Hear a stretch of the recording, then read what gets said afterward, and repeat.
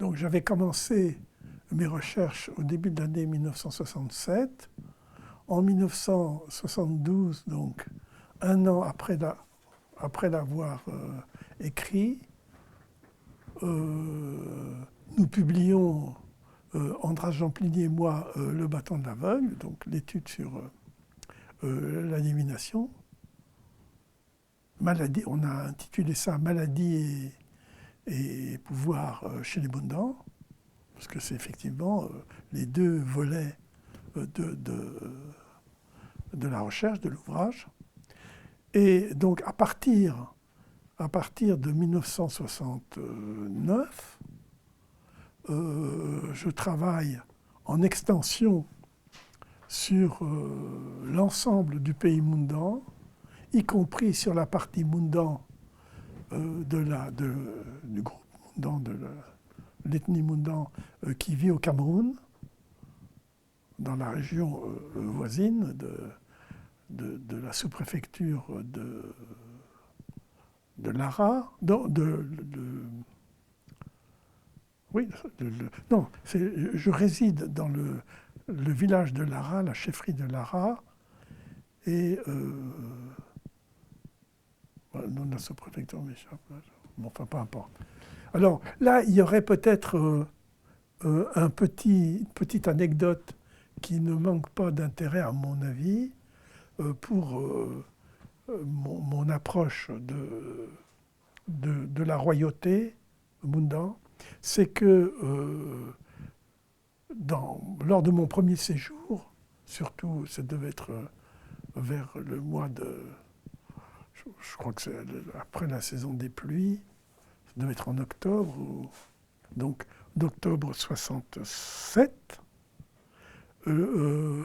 C'était une époque où ni le roi Mundan, ni personne, aucun des notables ou des riches commerçants qui pouvaient y avoir dans la sous-préfecture, parce que Léré est en même temps une sous-préfecture, il n'y avait de véhicules.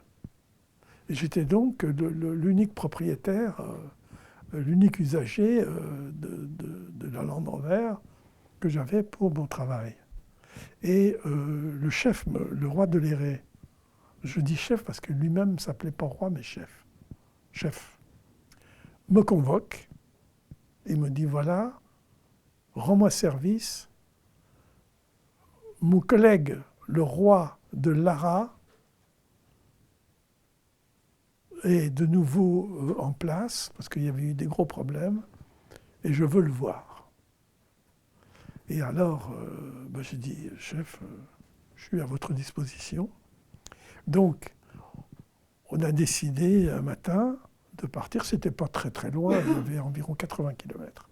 Mais enfin, 80 km avec des bacs à traverser, enfin avec des rivières à traverser. Bon, la Land Rover permet de traverser des rivières, mais enfin, il faut faire attention. Mais enfin, j'étais très aguerri, j'étais un bon conducteur, je savais bien craboter, c'est-à-dire mettre les quatre vitesses en marche, quoi.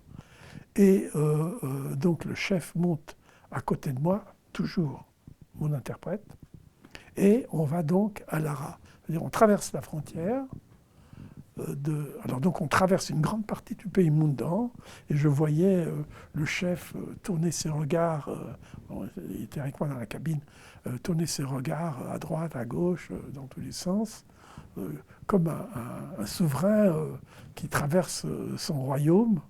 Là, il n'était pas à cheval, il était dans ma Land Rover, et il était satisfait. On passe la frontière. La frontière était purement... sur le papier, il n'y avait rien du tout, il n'y avait pas de douanier, il n'y avait rien du tout, on passait comme on voulait. Et on entre en pays Peul, parce que entre les entre les Mundang de Lara, les Mundang du Cameroun et les Mundang du Tchad, c'est les Mundang de Léré chez lesquels je vivais, chez lesquels je travaillais, il y avait quand même toute une langue de terre qui était occupée par une Binder, qui était occupée par une chefferie Peul. Et les Peuls sont amis ennemis. Hein. On ne sait pas trop avec qui on est là. Il y a en même temps un très grand respect, parce qu'ils sont habillés avec de magnifiques boubous, des grandes djellabas, très, très chics, ils ont de magnifiques coiffures, mais ils sont, comme on dit en franco-africain, beaucoup crapules, c'est-à-dire qu'ils peuvent être très méchants, très trompeurs, très bons. Donc, pas trop tranquille quand on traverse le pays Peul, mais on quitte assez vite le pays Peul, la chefferie le Lamida, puisque les chefs Peul s'appellent des Lamidos, c'est le mot Fulde. On arrive en pays Mundang, et finalement, on entre dans le village de Lara, et on s'approche, comme on dit en français africain, on s'approche de la concession du chef, du roi de Lara, qui est indépendant, qui n'a jamais dépendu du chef de Léré, jamais. C'est une autre branche. D'ailleurs, linguistiquement, en dialectologie, c'est pas les Mundang de Lara et les Mundang de Léré ne parlent pas exactement le même dialecte. Donc, j'arrive à la porte du chef. Alors on claque les mains, on frappe des mains et on s'annonce. À ce moment-là, il y a les gens de la suite du chef de Lara, ses serviteurs qui s'approchent. Chef de Léré. Et faut dire que le roi de Léré, le Payanfou Mundangon Daba de Léré, donc il portait le titre du fondateur dans le système ternaire des noms de chefs, il avait le nom premier, c'est-à-dire le nom fondateur, donc le plus noble, Gondaba. Donc il descend. Alors il était avec un boubou absolument magnifique, avec des espèces de lames moirées, là, avec des reflets violets. Enfin vraiment, grande classe. Ça impressionnerait n'importe qui, y compris l'ambassadeur de France. Hein. Donc il descend avec ses chaussures dans lesquelles il n'était pas très bien, parce que c'était un homme d'environ 1m90, dépassant largement les 100 kilos. Et le serviteur crie que le roi de Léré est là. Gonleur est à l'aile. Le roi descend, donc il est descendu, et il pénètre dans la clôture extérieure de la résidence du roi de Lara. C'est pas Léré, ça n'a rien à voir. Et je suis dans ses pas. Et au moment où il franchit le seuil de la concession, il m'arrête. Sous-entendu, il ne faut pas mélanger les torchons et les serviettes. Bon, maintenant, c'est-à-dire, ça m'a donné une espèce un flash comme ça, une image de ce que pouvaient être les relations politiques, alors, protocolaires, entre des grands types, quoi, des grands chefs. Et alors, quand même, je me place à l'entrée pour voir, je veux voir, zut. Comme dirait mon ami Dampierre, la République me paye pour ça. Hein. Mais pas d'appareil de photo. Pas d'appareil de photo. Le roi de Lara sort et il se jette à terre, à plat ventre. Les signes de respect chez les Africains, Isard l'a absolument magnifiquement décrit pour les Mossi, c'est se rouler dans la poussière, mais vraiment le nez, le corps, le tout dans la poussière, et vous êtes tout sali, tout... Le roi de Lara se jette,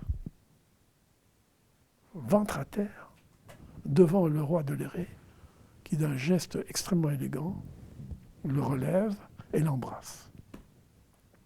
Et ensuite, il rentre dans la maison, dans la case, dans le vestibule d'honneur, le vestibule d'entrée du palais, la même chose qu'à l'Éré d'ailleurs, et dehors, moi, dehors. Et alors là, dans ma grandeur d'ethnologue français, CNRS, je ne sais pas quoi, tout ça, je reste vraiment comme un pauvre type, là, à poireauter. Alors je demande à mon interprète, je dis, mais ça va durer longtemps? Parce que je me suis dit, ça va être des salutations, ça va être... Je dis, je ne sais pas. C'est la première fois que ça arrive. Je n'ai jamais vu ça. C'est la première fois que que cet événement-là se produit. Je ne sais pas, je ne veux pas tricher, je pense que c'est au moins une demi-heure. Il faisait chaud, le soleil il tapait quand même. Hein. On est en Afrique, on n'est pas ici. Et brusquement, il me fait signe. Alors là, j'ai eu honte parce que je m'attendais à boire de la bière de Mille avec eux, selon le protocole de la prise de... Enfin, boire de la bière. Et en fait, le chef de l'ARA s'était converti. S'était converti à l'islam, mais modéré, un islam très discret. Il dit salam alek, mais très discret. Et je me suis retrouvé devant une tasse de thé. Voilà. Du coup, j'ai pris ma tasse de thé, et puis j'ai entendu qu'il bavardait, etc. Tous les deux étaient capables de faire un brin de conversation en français. « T'as pas trop chaud, ça va, tu te sens bien mais oui, ça va, tu n'as pas trop souffert d'attendre. Non, non, tout va très bien. Bon, bah maintenant, on va rentrer. » Et voilà. Et voilà. Donc, j'ai vu un événement diplomatique qui me paraissait absolument extraordinaire et qui se réduit à ça. Voilà. Mais il m'a quand même, je veux dire, là, l'imaginaire a quand même fonctionné. Et j'avais lu, par exemple, chez Heinrich Barth, le grand explorateur, savant allemand, qui a visité le pays, qui était le premier en 1855-56. Hein, il n'y a pas un blanc qui a mis les pieds là-dedans avant lui, qui visite alors, il est au bord du pays Mundan, il ne voit pas le pays Mundan, mais il voit des cadavres dont on lui dit que ce sont des soldats, des Mundans qui ont été tués par des guerriers Peuls. Dis donc, et on est quand même à 200 km de l'Éré. Et il décrit ensuite l'introduction. Il était avec un chef local, son introduction chez... il a été reçu, donc on l'a introduit, dans le palais du Lamido Lawal, du Lamido de Yola. Et donc j'avais en tête la description que fait Heinrich Barth du protocole des chefs entre eux, et je dis, bon, ben, peut-être que j'ai eu une toute petite idée, de ce que Barth a vu en vrai, parce que les Africains étaient chez eux, indépendants, quoi. Il n'y a pas de Land Rover, etc. Enfin, vous voyez ce que je veux dire. Enfin, voilà. Donc voilà, c'était l'anecdote. Des années, puisqu'on en est à une anecdote, je vais en raconter une très brièvement, très personnelle. C'est à l'occasion de la fête de Fimundan. Alors, décrire en détail la fête de Fimundan m'a pris énormément de temps et énormément de place dans le livre. Il y a des pages et des pages et des pages de description dans La mort et le masque du roi, et qui ont été reprises sous un autre angle dans le livre publié par Michel Cartry, Sous le masque de l'animal, où j'étudie les procédures sacrificielles des Mundans, à l'occasion de la fête du Nouvel An. Je parlais d'une autre anecdote concernant mes relations personnelles avec la royauté Mundan. Alors, il s'agit d'un des temps forts de la fête du Nouvel An, donc la fête de Fimondan, tous les notables et tous les gens proches des notables se rassemblent dans la cour principale du palais, qui est quand même assez vaste, qui est complètement cernée par les greniers et les maisons des épouses. Et là les attendent d'immenses, vraiment 50 litres, d'immenses jarres de bière de mil et des morceaux de viande avec de la boule de mil. Donc tout le monde est là, se presse. C'est une chaleur absolument effroyable. Ça transpire de tous les côtés, moi le premier. Et, alors voilà l'anecdote, c'est que le roi de Léré avait un parent éloigné, qui était d'ailleurs un de mes amis, qui était devenu un de mes amis, qui était banquier, qui était le directeur de l'agence du Crédit Lyonnais à Fort-Lamy. Et c'est chez lui que j'avais fait mon dépôt de l'argent de ma mission pour ne pas traîner trop de liquide avec moi. Et il m'avait dit, tu vas à Léré, j'ai un beau cadeau à faire à mon ami le chef, qui est un parent évidemment. C'était un magnifique transistor, mais grand, je ne sais pas, oui, le grand format des transistors, donnant un son un peu comme on voyait dans les années fin des années 60 à New York, les Noirs se baladant en mettant la musique qui inondait des rues entières à cette époque-là. Et donc le roi de Léré avait, sur une petite table qu'il avait à côté de son fauteuil, où il avait sa boisson à lui, il avait déposé ce transistor, très puissant. Il y avait un monde fou, donc. Et puis les femmes qui commençaient à danser, mais une danse simplement esquissée, des mouvements du ventre, des fesses, etc., pour dire leur reconnaissance au roi. Reconnaissance parce que devant la munificence des cadeaux, de la boule, de la viande, de la bière à volonté, que ça coule à flot, etc. Donc moi, je suis pris là-dedans, dans une atmosphère profondément mondaine, profondément africaine, avec une tension absolument énorme, pour essayer de ne pas perdre une miette du spectacle qui s'offre à moi. C'est-à-dire ce que c'est qu'une foule traditionnelle en liesse, au moment où va démarrer le grand cortège qui va traverser le village, la ville, la petite ville de Léré, la capitale du royaume. Et brusquement, par un geste pratiquement machinal, sans intention particulière, le chef appuie sur un bouton de la radio, de son transistor. Et, par je ne sais quelle malencontre, malchance, je ne sais pas quel mot employer, il y a, je l'ai reconnu immédiatement, la symphonie Hafner de Mozart, c'est-à-dire une symphonie qu'il avait composée à une occasion. Il devait rendre visite à un chef, je crois, à Munich. C'était une musique très, puis très mozartienne, quoi. Enfin, la symphonie Hafner. Fort, très fort. Et j'avoue humblement que je suis très sensible à la musique de Mozart, comme beaucoup de gens d'ailleurs.